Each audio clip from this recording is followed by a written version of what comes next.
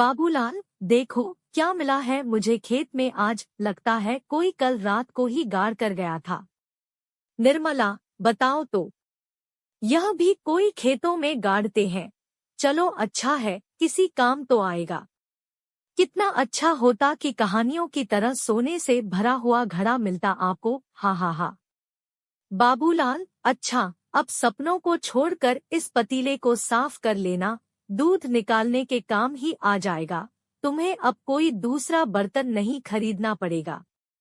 निर्मला, ठीक है, सफाई बाद में, अभी माँ जी को खाना देना है। बाबूलाल ने पतीले को नीचे रखा और अपने घर के काम में लग गया।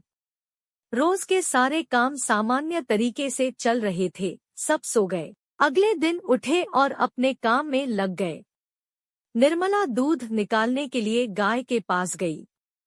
बाबूलाल, सुनो निर्मला, दूध के लिए जो पतीला था, तुम दूध उसमें ही रखो। बहुत बड़ा पतीला है वो। निर्मला, अंदर रखा है वो, तनिक लेकर आइए तो। बाबूलाल ने पतीला लाकर निर्मला को दिया और निर्मला ने सारा दूध निकालकर उस पतीली में डाला। जैसे ही निर्मला पतीले को उठाने लगी, गाय ने उसे तेजी से लात मार दी और निर्मला वहीं गिर गई। निर्मला चिल्लाते हुए, हाय, ये क्या हो गया? कोई है?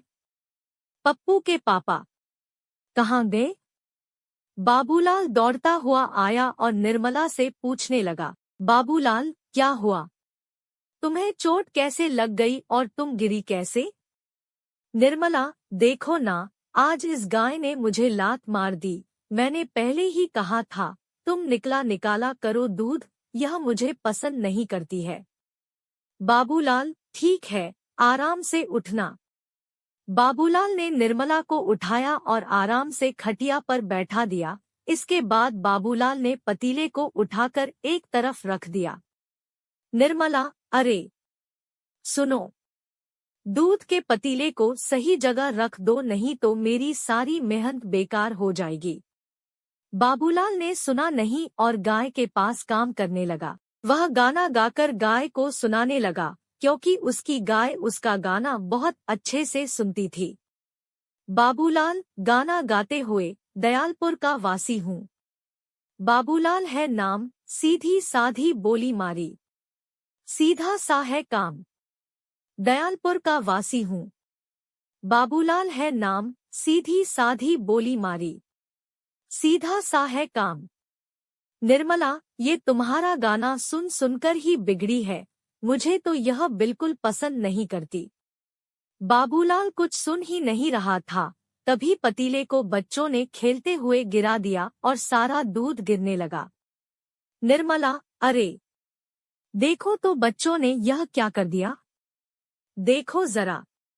तुम तो रुको, तुम दोनों को अभी बताती हूँ मैं। बाबूलाल, अरे क्या किया तुम दोनों ने? यह दूध का पतीला गिरा दिया। रुको, बताता हूँ तुमको, तुम्हारा तो रोज का हो गया है। निर्मला, अरे उसे छोड़ो, यह देखो क्या हो रहा है। दोनों पतीले की तरफ ध्यान से देखते हैं। उसमें से दूध खत्म होने का नाम ही नहीं ले रहा था। पूरे घर आंगन में और गाय के नीचे तक बस दूध ही दूध फैलता जा रहा था। निर्मला, सुनो जी, यह क्या हो रहा है? इतना दूध कहाँ से आ रहा है? बाबूलाल, मैं भी यही देख रहा हूँ। यह सब क्या अजीब सा देखने को मिल रहा है? यह किसी जादू से कम नहीं है। निर्मला, बाबूलाल ने पूरा हाथ उस पतीले में डालकर देखा, लेकिन अंदर ऐसा कुछ नहीं था जिससे कि दूध के आने का पता चल सके। बाबूलाल, अंदर तो ऐसा कुछ नहीं है, फिर यह दूध कहाँ से आ रहा है? निर्मला खुशी से फूली नहीं समा रही थी, क्योंकि उसे समझ आ गया था कि यह कोई मामूली पतीला नहीं, जादुई है। निर्मला, सुनो, हम तो अमीर हो गए आज ही इसको पाकर। बाबूलाल, अरे पागल हो गई है क्या? पहले जो दिख रहा है उसको संभालने दे, फिर अपनी बात बताना। बाबूलाल ने धीरे धीरे घर के सारे बर्तन भर दिए, मगर फिर भी दूध खत्म नहीं हुआ। फिर उसने गुस्से में पतीले को उल्टा पटक दिया तो दूध बहना बंद हो गया। तब उसे जाकर राहत की सांस मिली। बाबूलाल, निर्मला, यह तो सच में जादुई पतीला है, देखो। सारे बर्तन भर गए। अब इतने सारे दूध का हम क्या करेंगे? निर्मला, क्या करेंगे मतलब?